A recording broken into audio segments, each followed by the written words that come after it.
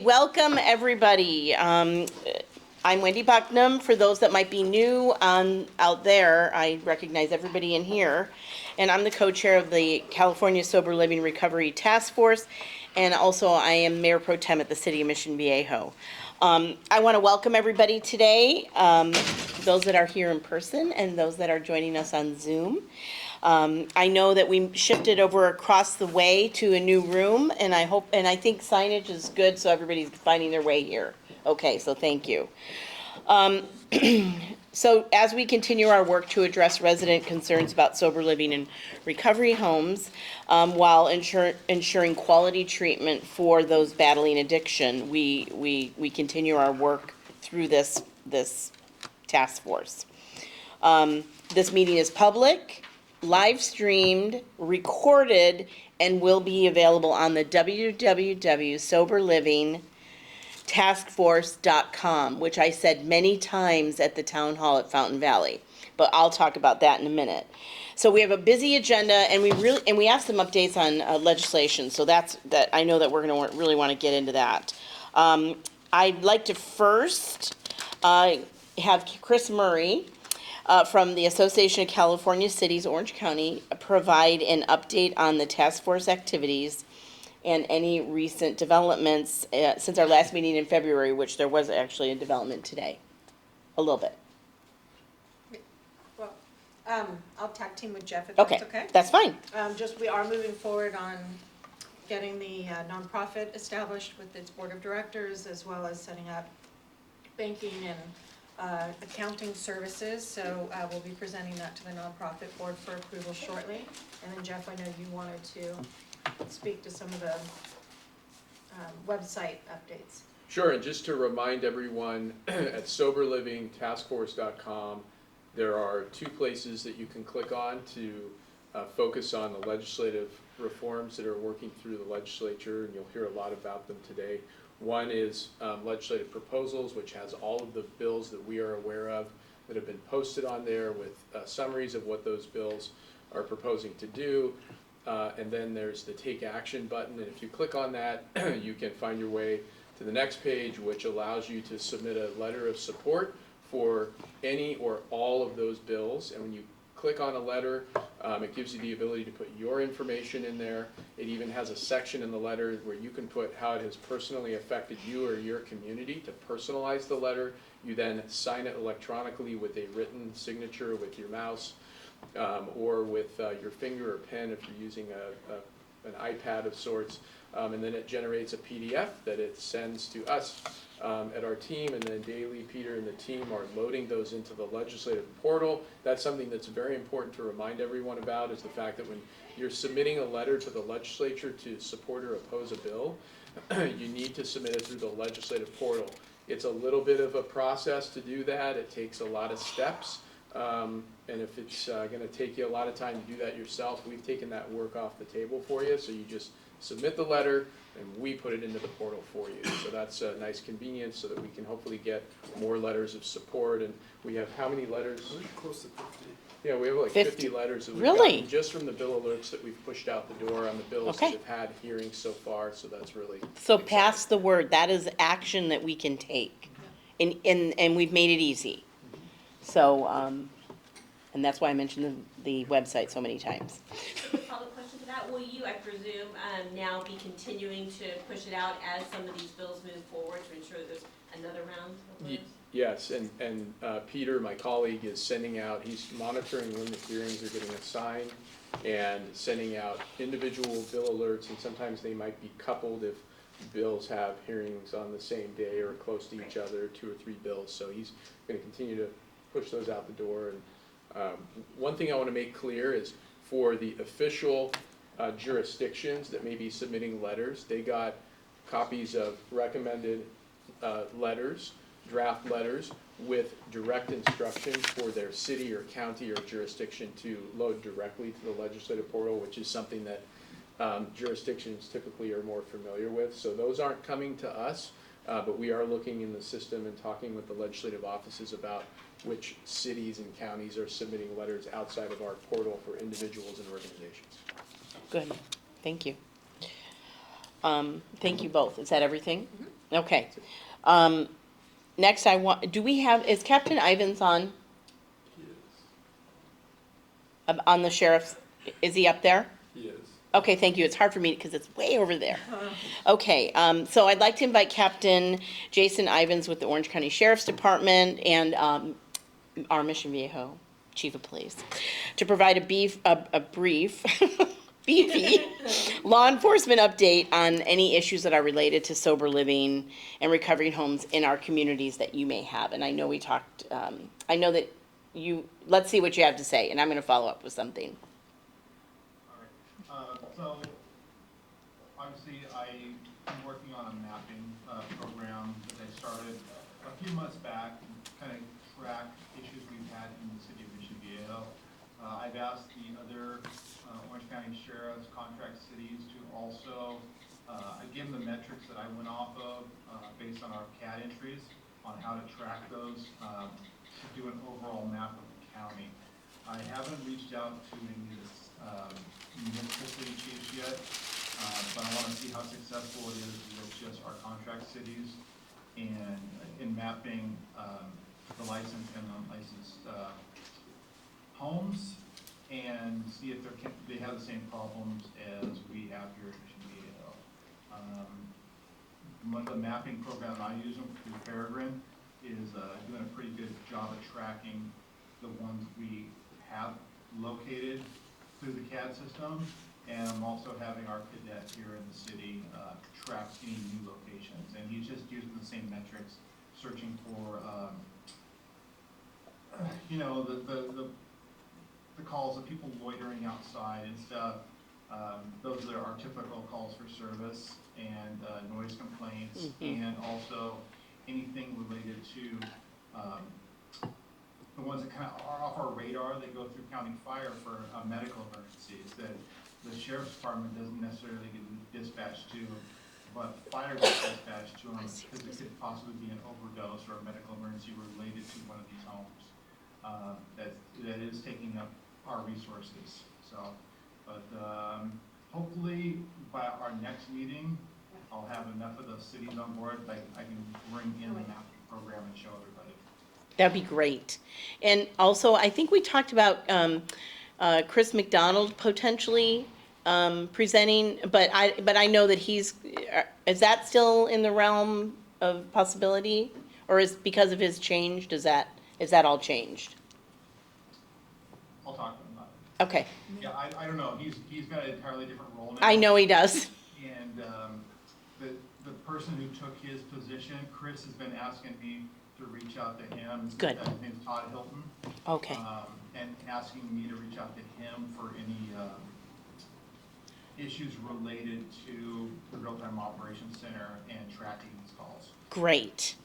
So, but Great. I'll reach out to Chris because he's definitely a subject matter expert on this. Okay, thank you. I appreciate that. Anything else?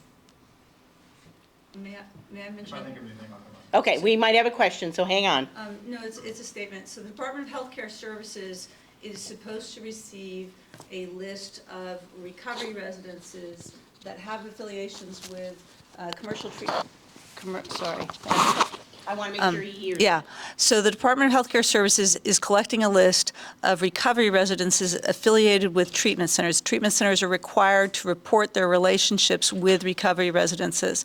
We received that information by PRA request 2 years ago after waiting almost a year for it. And I have a suspicion that if you submitted a PRA request to the Department of Healthcare Services, they might respond a little more quickly to your request for that data, and that would reinforce quite a number of the locations. The biggest problem with DHCS data is they don't actually recognize when a house shuts down. So it will possibly overstate the number of houses, but it will also help you identify locations.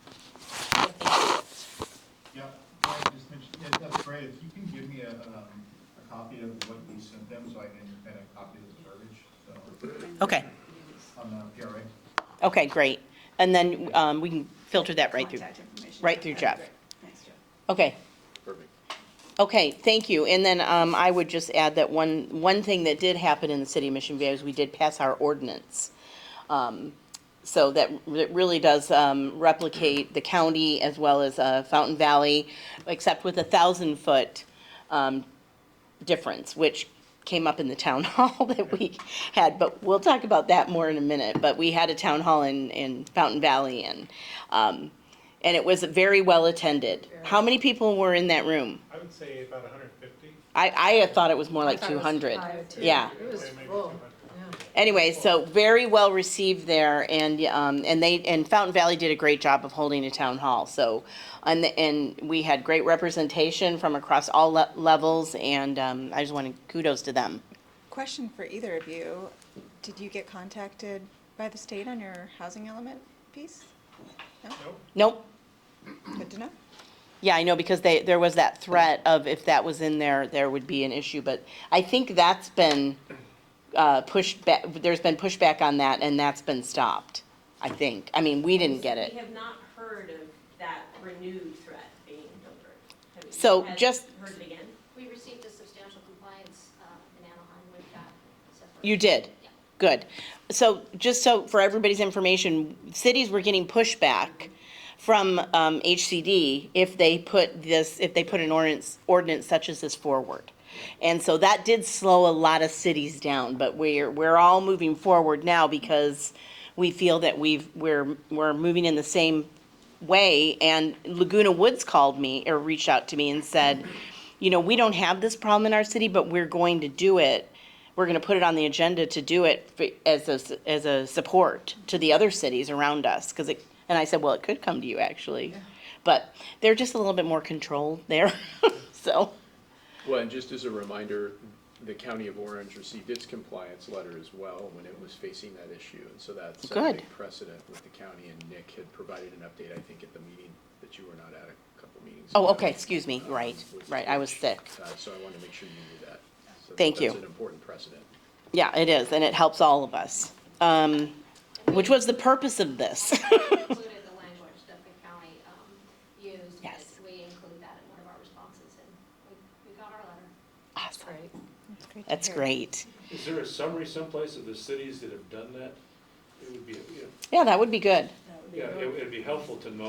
Put that on It's the one thing if website. it's one city, if there's 20 cities, now that gives a lot of comfort to other cities To do it. that won't go named, that I live in, that are reluctant to take a chance, so. Yeah, you're absolutely right, and that does help that, so you're right. Okay, good. And that would be probably great, something great to put in a mailing. Yes. Okay, I want to dive into this. This is our legislative ad hoc update. So, I'm going to have our Mayor Pro Tem Lauren Kleinman to provide a really high-level perspective from the task force, the legislative ad hoc, which has been working very hard with overlooking a lot of legislation. So why don't you go ahead and give an update, and then we may have updates that pop up because we've got movement on bills. So I would love, do we have anybody from Townsend on the, Yep, Alyssa's on there. excellent. Okay, Okay. perfect. Yeah, so I will keep it really high level. And like you said, there are a lot. What are we at? 16 bills in this space? It's a lot. So the committee met several times to talk about all the bill progress and, of course, how we can best support our legislators' efforts with outreach to CASLR member cities, as well as outside and beyond kind of our reach to date, to try to encourage cities to adopt our template letters or submit their own. Newport Beach Councilmember Grant, who I believe is online, she and I went to Sacramento with ACCOC for their advocacy trip. And while we were there, we met with most of the lead and relevant offices in both support and in some cases opposition, or to provide feedback on some of the bills in furtherance of CASLR's goals, again, to increase the protections for those seeking care. And I actually think that Councilmember Grant may have something to add out of Assemblymember Dixon's office, an update there.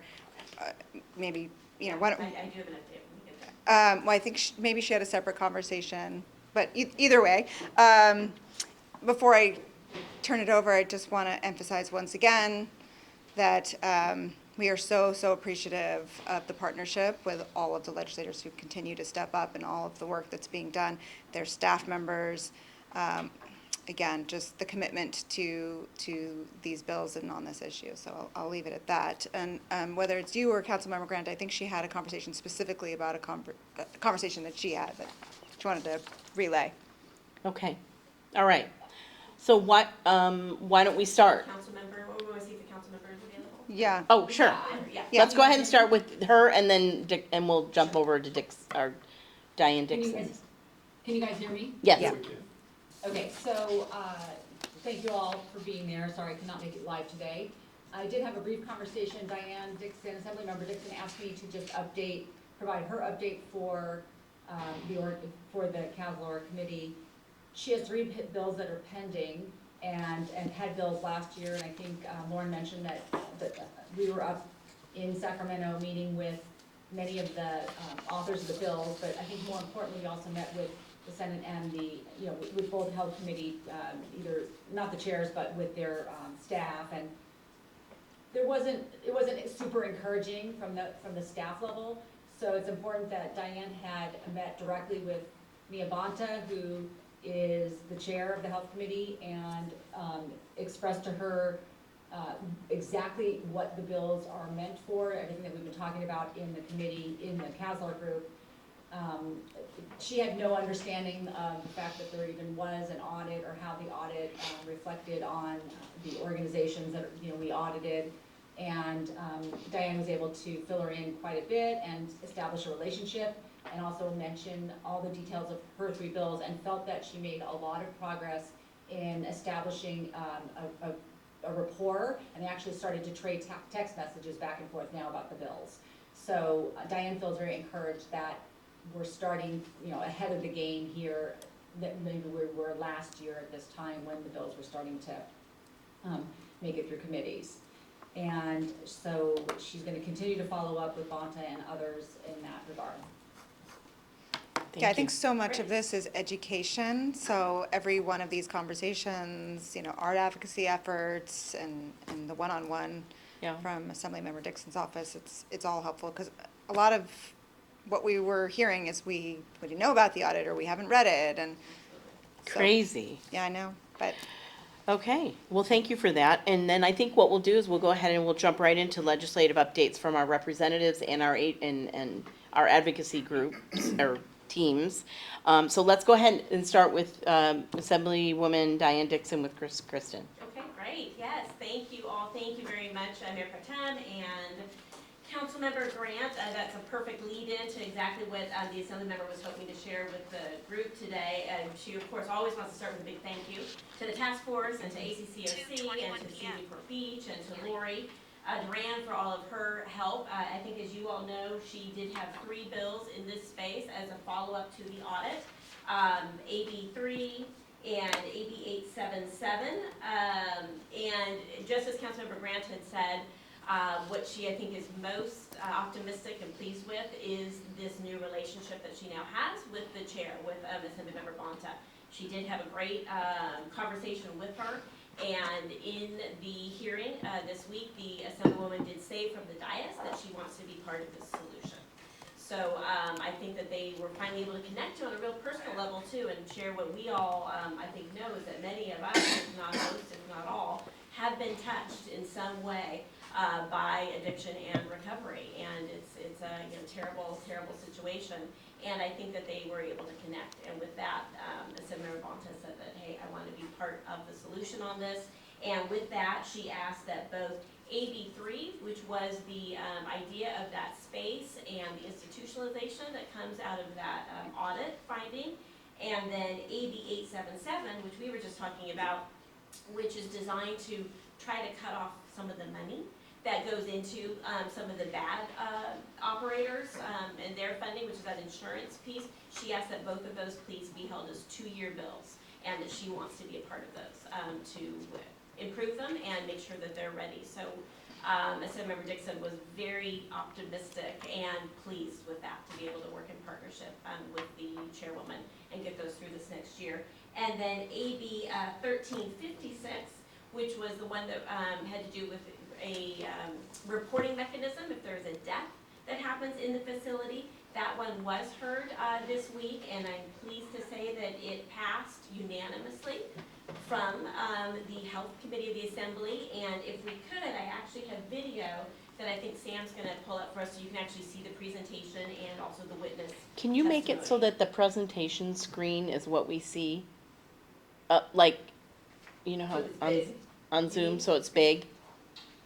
Yeah, I'll let the IT guy know. Okay. Okay, perfect. So, she wanted to be able to share that and just thank everybody again, you know, and thank this task force that's, made it so that, you know, we can work with witnesses and get them up there to testify, because she's confident that helped with the passage of that bill. It will now head to, appropriations. We don't have a date set, but it'll likely be, early May. That Okay. will be heard in Assembly Appropriations. Are we gonna watch that right now? We or- are, I think. 1 second. I just don't think we're gonna be able to see it. Right, it's this tiny. You should be able to see it in the large screen. Yeah, you just have to change Right, the view. the way that it's being viewed. Right now, it's in the presentation slide chosen. So that was bill AB 1356 that will be headed to appropriations.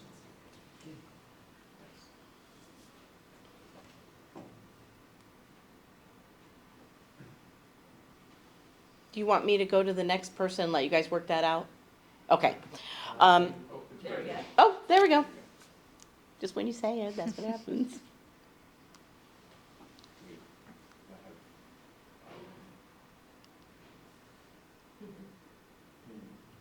Why don't you go into the next report? What was it, Justin? I'll go let IT know to come help us with this. Okay. Volume.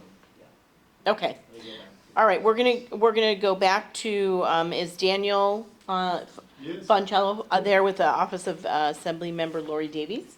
If you Yeah, could I'm give us here, an I'm update, ready. Daniel? Yeah, totally. So we actually have a pretty easy update today. Pretty much all good news.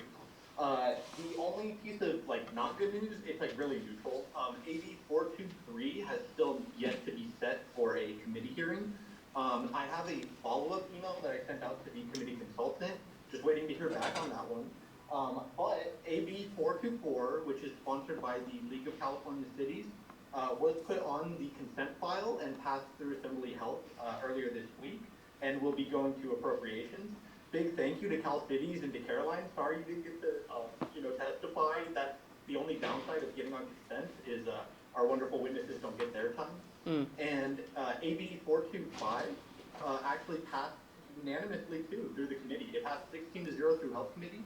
I really do want to thank Assemblywoman Dixon's office. I believe that conversation that your member had with the chair it really helped. I think it was an amazing conversation from what I've heard, and it really helped us to get the ball rolling on a lot of these bills. So thank you to their office. And yeah, and that's it. So we got both of our bills going on, and just waiting for one more.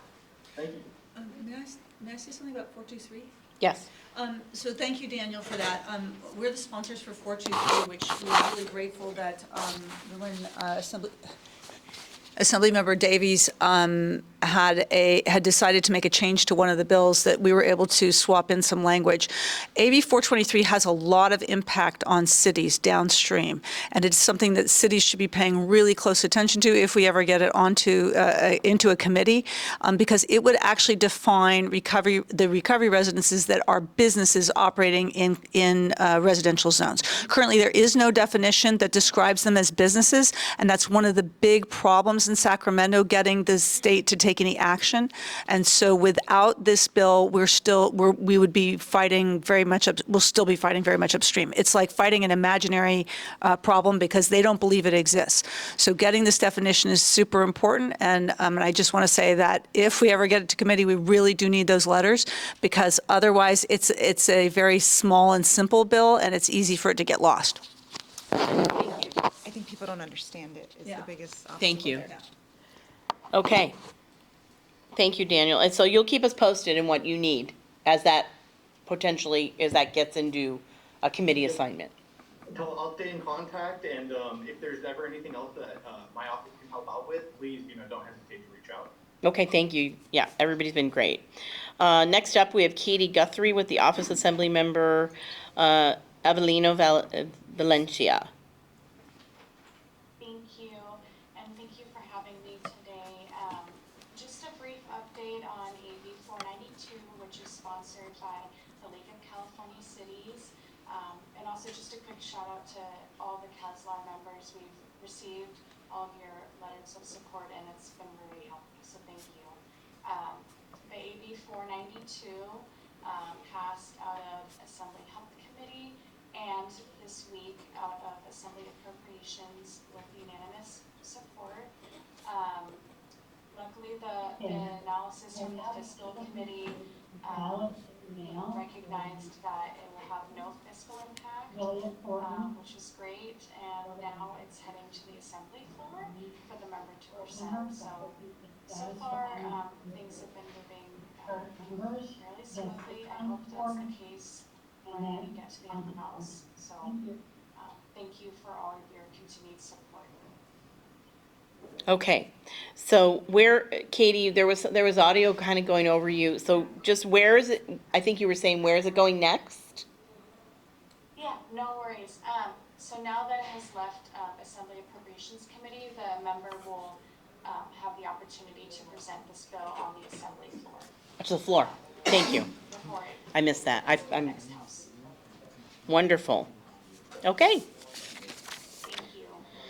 thank you so much, Katie. Okay, next we have Connor and Caroline from the League of Cities. Yeah, hi everybody, it's Caroline here. I know Connor is on too. Thank you so much to Katie and Daniel for giving the updates on two of our bills. I want to remind the group of the bills that we are sponsoring. We have 4 sponsored bills this year. All of them have passed out of Health Committee. So that's AB 424 Davies, which we've talked about, AB 492 Valencia, which we've talked about. But I want to turn your attention to SB 35 Umberg.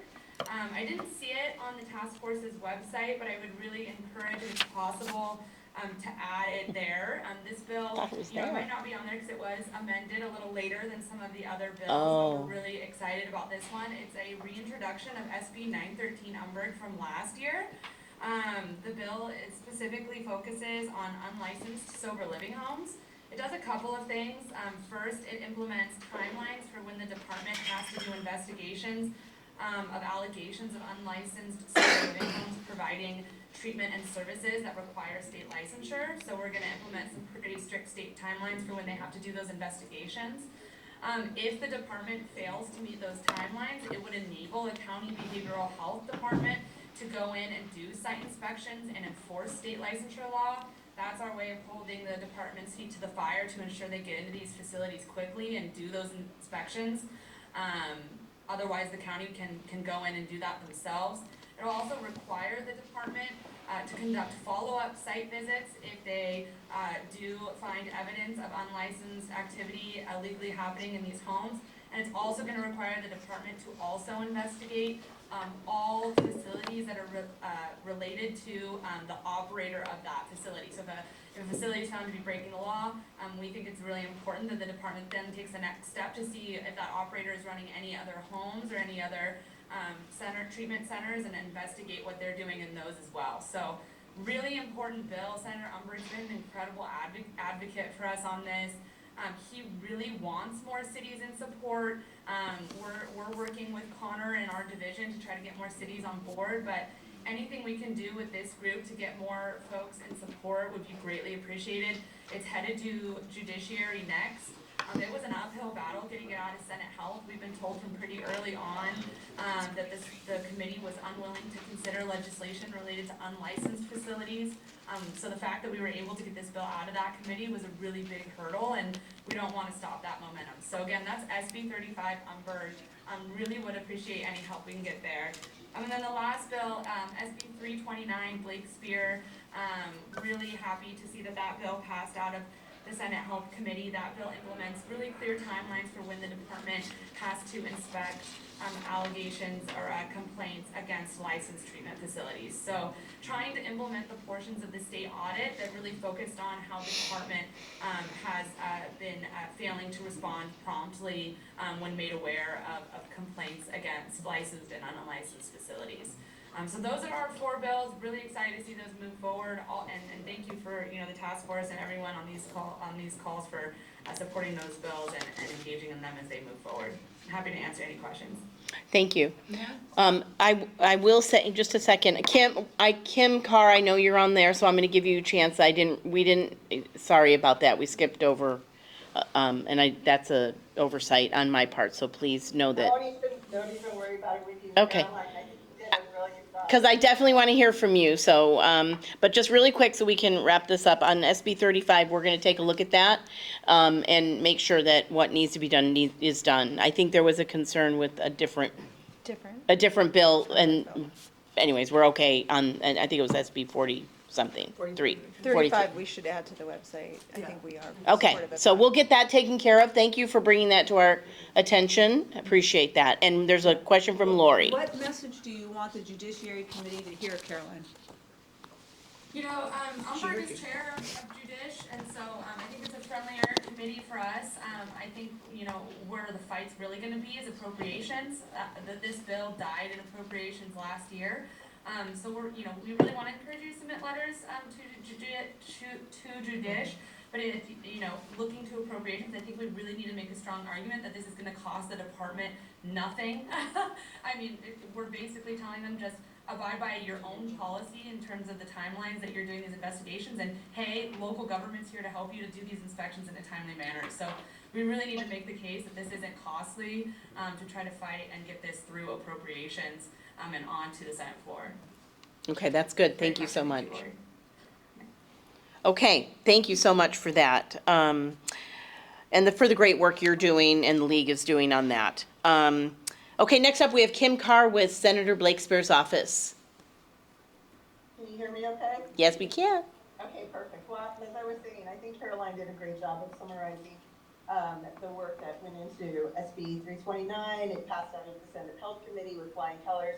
Kudos to Caroline and to Mayor Valeria Mescla for doing a brilliant job. During the committee, I thought the testimony was really powerful. That is also passed through appropriations now, and it's on suspense file. So maybe Caroline, you can talk a little bit about the press conference that we're hoping to, again, get that kind of support and enthusiasm. So all of the bills get out of appropriations, because as Caroline said, we really are just asking DHCS to do what they said in the audit they would do. So we're hoping that this is a huge fiscal impact, and that is just really part of the process of what that particular agency said that they were going to do anyway. So yeah, that's it for us for now. We're just really trying, again, to try to get as much support as we can so that we can get out of appropriations. Okay, so is Caroline, do you want to speak to that, and then we're going to go watch that video? Yeah, of course. Yeah, I'll be really quick. Thank you so much, Kim, and we're so thankful for all of Senator Blakespear's work. Absolutely. We are, really excited. We're working on coordinating a press conference on Cal City's sponsored bills in May. We're confirming some lawmakers to attend that, along with our Cal City's members, to help, gin up support and draw increased media attention to, our effort to pass these bills this year. So, we're still, working out those details. But as we know more, we'll make sure to engage the task force to get people there for that event. Great, thank you so much. Okay, let's go ahead and show that video of the. For AB 1356. Thank you.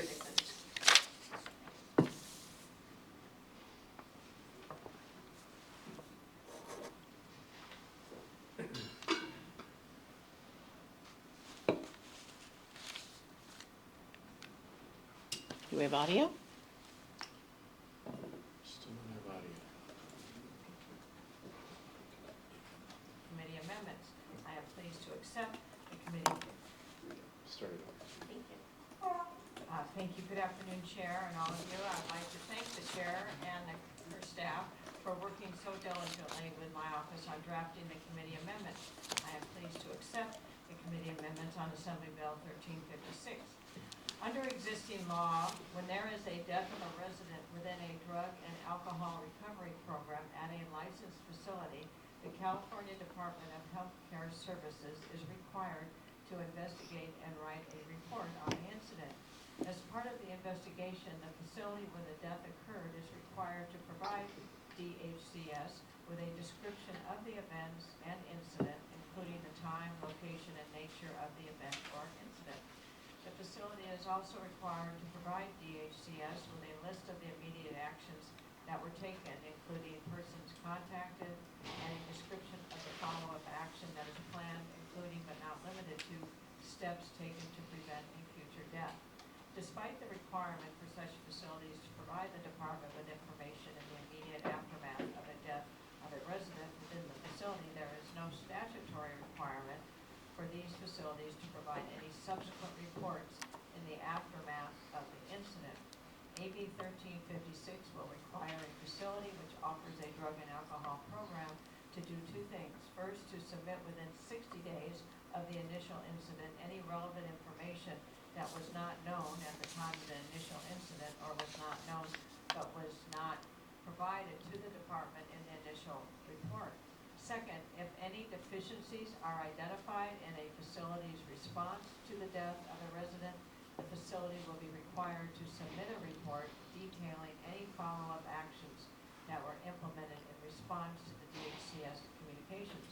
AB 1356 is a common sense solution to strengthen DHCS's death investigation policy, provide the department with the necessary information to properly regulate and oversee facilities which offer drug and alcohol programs and improve the safety of those residents within the facilities who are receiving treatment.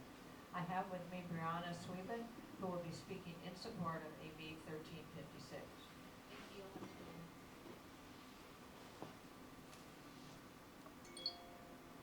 My name is Brianna Slavin, lead investigator at Jared Law.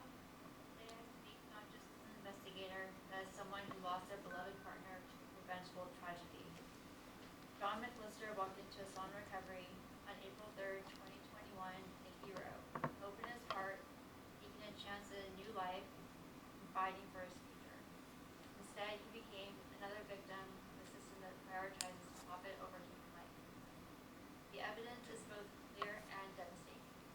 Medical records and toxicology results confirm required medications were never administered. Critical surveillance footage contained unexplained gaps during vital moments. Emergency medical response was intentionally delayed, as documented. Expert testimony from Dr. Mario San Bartolome confirms John's death was entirely preventable. AB 1356 would strengthen our current death investigation policy in three crucial ways: maintaining the crucial 24-hour telephone report requirement, ensuring immediate notification of death, preserving the 7-day written report mandate to detail the initial investigation findings, most importantly, adding a new 60-day comprehensive follow-up report requirement that would document the actual implementation of promised corrective actions, build new information discovered during extended investigation, and ensure disclosure of any details known but not initially reported. Had this law been in place, Son Recovery would have been required to detail their complete action plan to prevent future deaths, document the implementation of that plan, and disclose all information about John's death, including details that emerged from subsequent investigation. Since John's death, our investigations have revealed a pattern of negligence at Son Recovery, with multiple victims coming forward. Each story echoes the same disciplinary failures that took John's life.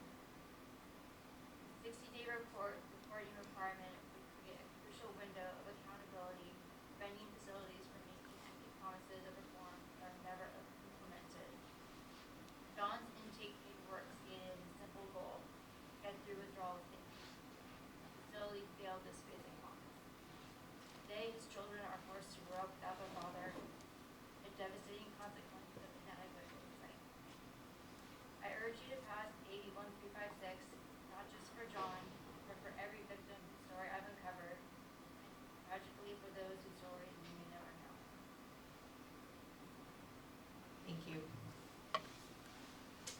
that it did pass unanimously. So it is the power of awareness and Yep. sharing those painful stories. And a huge thank you to Brianna for her courage in continuing to stay involved and willingness to share John's story.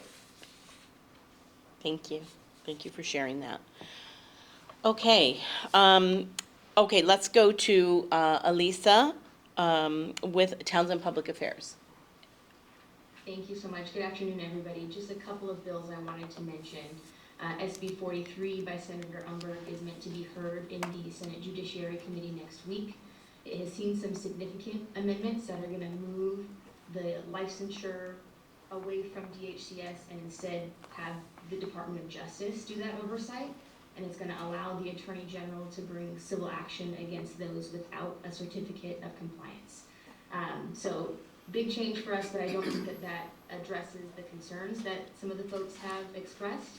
And so I do want to note that I have put in a request to Legislative Council to get an opinion back on that bill. I know that there are some concerns that perhaps the act of making those referrals for compensation, whether or not you're affiliated with a facility, there's some concerns that that might not be a lawful practice in accordance with some other state and federal codes. So I've got that request into Legislative Council and we'll report back to you all just as soon as I hear back. Okay. Also want to note AB 448 by Assemblymember Patel was gutted and amended, and it removed the sober living home language entirely. The author's office noted that they had a very pressing issue within their district having to do with a hospital, and so they needed to utilize that vehicle in order to get those changes accomplished this year. So that one is no longer in this same vein. And then lastly, AB 1267 by Assemblymember Pellerin. It's awaiting a hearing date in Assembly Health. Caroline and I met with the author's office just as soon as language was published to let them know that we had concerns about how this would impact treatment facilities or rather sober living homes within residential zoned areas. And so they have taken amendments that make the bill inapplicable to facilities or programs that are located in areas exclusively zoned for residential use under local zoning ordinances. So that takes care of our concerns for that one. And that is my update. Happy to answer any questions. Anybody ever? Okay. Elisa, I've seen the same amendments. When are they expecting to actually amend it? For 1267? Yes. It's meant to be amended in committee. Okay. All right. Okay, well, thank you for all of the updates and all the progress that we are making on these bills. We are making some progress. That's the good news. So I want to thank everybody for their reports today and for tracking all of this. I know we were talking about this at our city council meetings, wondering how this is going.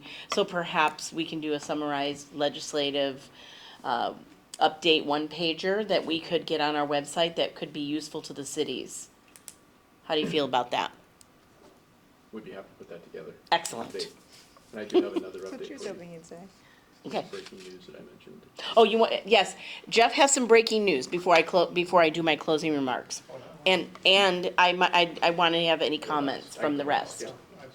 Okay, No, go ahead. I okay, can go hold on. last. Please, go ahead first. All right, so, And then yeah, Lori. I'm Captain Parker, City Council, Fountain Valley, and I just want to update a couple of things.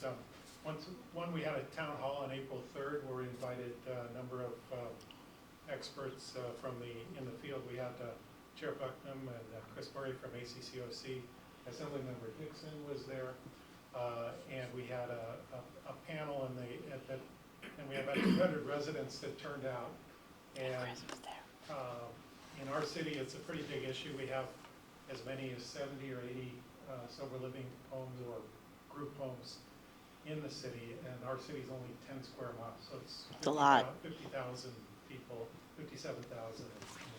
A lot of concern for the residents that have a sober living home in their neighborhood. These are unlicensed?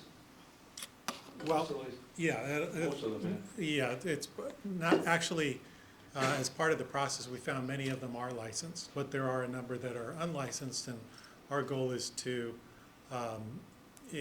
make sure the bad operators are held accountable and not operating badly. So it was a great turnout. We had about a 2-hour meeting, and want to thank everybody for attending. And Yeah, you know, Chris Sherry- Chris from yeah, ACCOC. Chris from ACCOC. Yeah, she was great. Yep, Chair Bucknam was fantastic.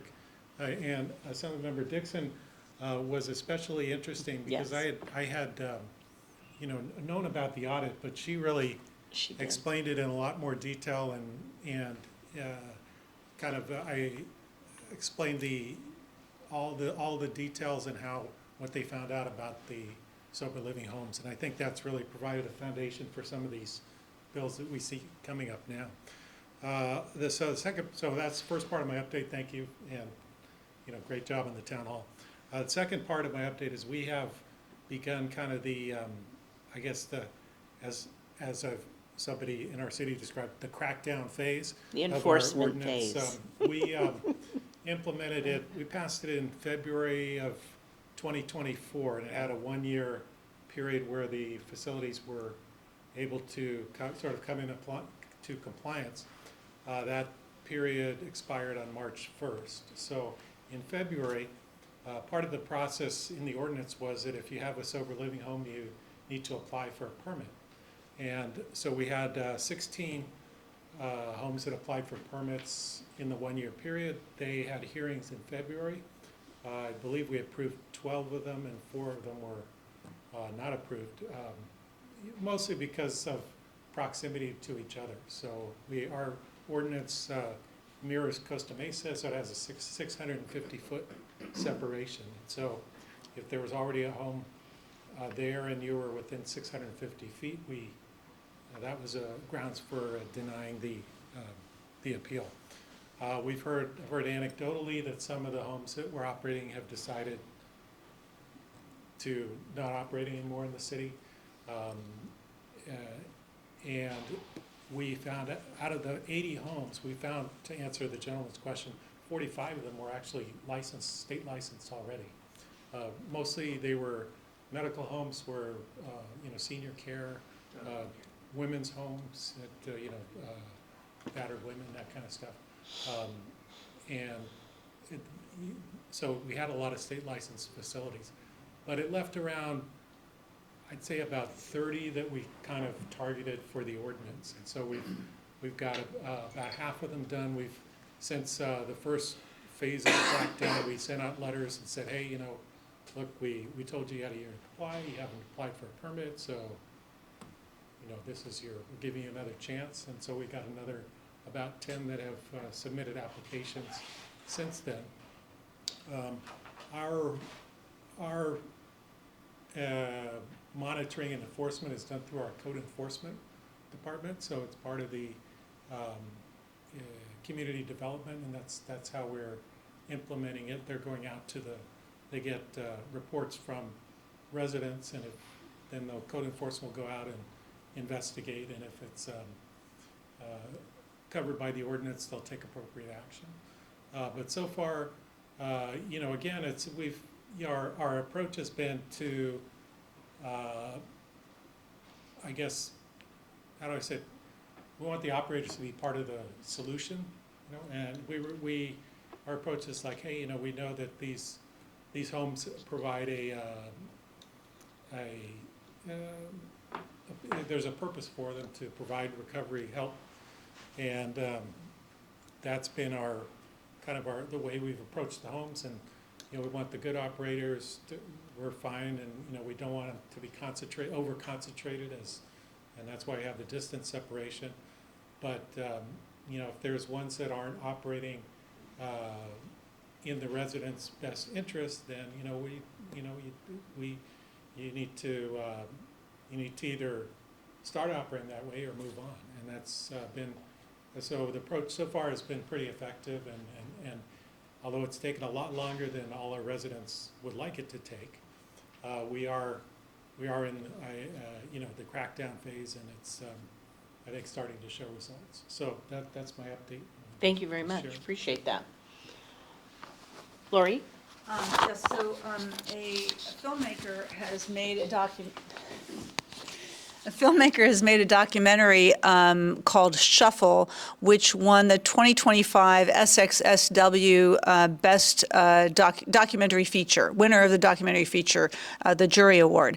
And he will be showing this on, I believe it's the 12th, one second, I'll have to pull that up, of May in Los Angeles. He's having a private screening along with something official from UCLA. I apologize, I wasn't really quite as prepared for this comment as I wanted to be. And I think it's a significant opportunity for us to get out both staff from local representatives' offices, as well as other people concerned about the issue in the Los Angeles area, to see something that's very powerful. The film follows three young people who had experience with being moved, and it does actually take them through houses in Orange County as they were moved from treatment location to treatment location for their insurance. So a really powerful opportunity, and let me just double check if I can get the actual. Well, and what you could do too, Lori, is send the information over. Yeah. And we can get it on our Well, website. Jeff has it. Oh, great, Yeah. Communication. Yeah, so it's Monday, May 12th, 6:30 PM at the Landmark Westwood, which I assume is a theater, but you have to RSVP because it's a private screening. Do you also have an update? Were you the one that sent me about the fraud win? The big, was it Asana or one of the others? No, Wendy McIntyre from Jared's Law would have sent you the information about the Asana win. She might be online. Okay. And we've been in communication with Lori on this shuffle, and Okay. we're also exploring ways in which it can be tied into some of the earned media propositions we've discussed. And Okay. and how that could play a role potentially. So we're going to talk with the partners of the league as well about that. You know, what would help, the biggest, as we mentioned earlier, the biggest problem we've got is in Sacramento. People don't understand the problem. I wonder if there's some way we could get some publicity around that and do a screening in the Sacramento area. Is this person that has the ownership of the film interested in Yes, he would be. in getting into Sacramento? Okay. Yes, he'd be very interested in it. That would be a powerful way to get that message, one message in the committee. If you could get this out to enough legislators, would be a powerful. A screening during the week when the legislature's in session is a good idea. Yeah. Wendy is on, and Brianna works with Wendy if you want to have her give an update I on do, that yeah. lawsuit. If you don't mind. investigation. Yep. I saw her put in the chat that she was here. Okay. Go ahead. Wendy. It's weird saying my own name. I think I am muted. Can you hear me? Can hear you. Yes. Hey, Greg. It's interesting. Which lawsuit? The Blue Cross Blue Shield Asana lawsuit? That's from. Yeah. The insurance company has hired a law firm that's gone ahead and put together probably one of the best complaints I've ever seen, because it not only just detailed the fraud that was going on there, but they had on their first exhibit 277 pages of 58 entries with $4,000 apiece. If you did the math, they really evidenced it's like this is a $92 million total over a period from 2022 to 2024, 21 to 24. It's a very, very, very interesting thing to see. But the lawsuit is proceeding, and what it's going to spark is the Department of Justice case that's going to have to come on up for the RICO, because that's really what the main case is. Because a civil case is a civil case, but it's civil penalties that are involved. But what they're doing over there is so egregious that it's going to allow now a RICO case to be opened up, because really and truly what's going over there is horrifying. Yeah. And, and specifically for, speaking of body brokering, that's their thing. I remember a few years ago, I was handing out a folder and talking about this with people. It's like, yeah, all of these Native Americans coming from Oklahoma, North Carolina. It was just this incredible scam that they've got set up. So I'm just really grateful that in the public record, there's something that is so very specific, not to just insurance fraud, but to body brokering. And I think that I'm really looking forward to that film coming out. But you know, one other thing is that Brianna Zweven, by the way, is a victim, and I just recently found out that she can file, and a motion I put together is for 1700 unfair business practices. And we're gonna file that lawsuit, because I think, Lori, that's been our biggest issue, is that they don't call themselves a business, but they are. And there's really no, so we're gonna attempt to also proceed on that level, because to be able to give the state of California an understanding in an open court that this in fact is a business, and this is how they're operating. So I think, you know, it's all good in the whole scheme of things, but it's been very frustrating to not be able to completely step out and speak about everything. But that lawsuit really did allow for the truth to come out. And that's really, again, disinfecting light is what's gonna really help this situation. Whether it's the documentary or us getting together with legislation, but, you know, constantly shining a light on the problem. So, I mean, it's a I just wanna thank you for your time. Thank you. I mean, it's clearly a multi-pronged impact, and these things that are bubbling up and happening all at a similar time, I think just speaks to the fact that we are doing what we're doing at the right time, and there's a lot of hope here. And I heard from Senator Pat Bates, and then I'll let you speak, Jeff.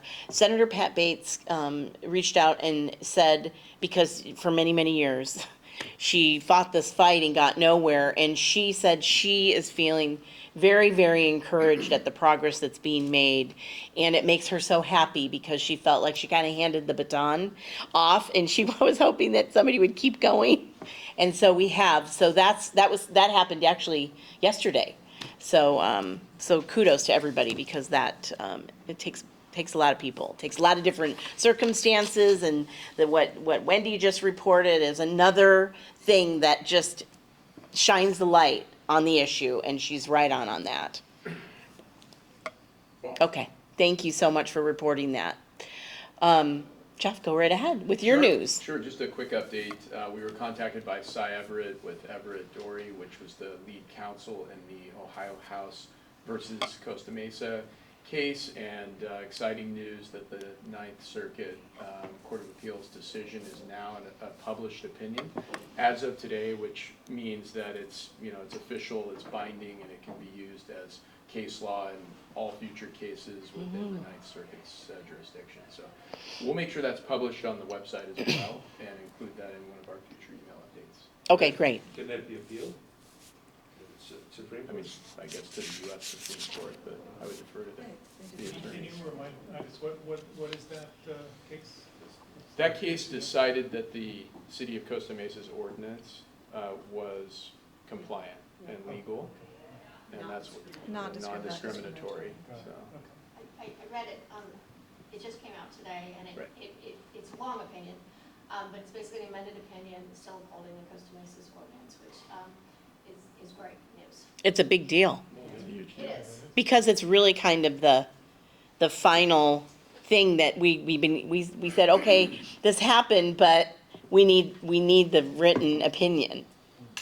One of the things that Costa Mesa did and other cities that followed is recognize that by regulating sober living homes, we're actually providing an opportunity for those homes to exist where existing regulations might not allow them to. For instance, many people don't allow boarding houses in residential zones, and the courts really recognize that by actually providing that opportunity, it's actually a benefit. Yeah. And it's not disparate treatment, which is what we're all concerned about when it comes to the housing laws. Yeah. Thank you. And I just congratulate the lawyers involved with Everett and MCCLA, for sure. Yeah, that's for sure. Thank you. Okay, so I just want to remind everybody that one of the things that we asked at the last meeting, and for those of you online, is to just really invite, when you get that notice of, or newsletter or whatever, for the CASLAR, invite somebody to come to the meeting. We want to see this grow with other regions, so we want to keep this coalition moving and the momentum going. We want to keep it rolling, and there's a lot of people paying attention that aren't sitting here at the table or online, but they're making moves. I mentioned Laguna Woods. I have never seen them at this, but they paid attention and are making decisions that we've made recommendations about. So that's great. Please stay and connect if you want to. I know that we went into a lot of detail, or not a lot, but we went into a lot of bills. If you want to stay connect on that and chat, great. So thank you for your dedication, and we will see you. When's our next meeting? June? June. What's the date?